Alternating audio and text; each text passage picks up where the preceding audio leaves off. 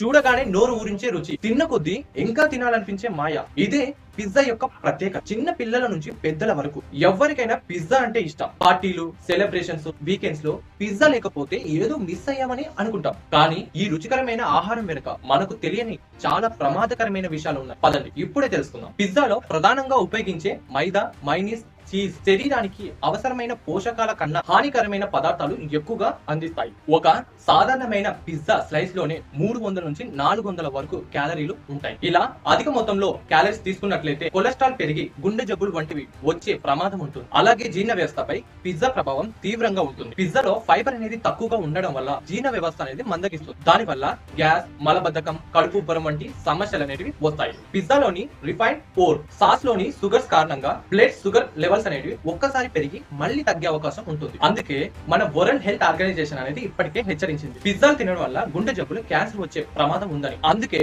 మీ ఆరోగ్యాన్ని సంరక్షించుకోవడం కోసం ఇంట్లో చేసిన పౌష్టికాహారాన్ని తిని మీ ఆరోగ్యాన్ని దీర్ఘకాలంగా కాపాడుకుంటూ ఉండండి.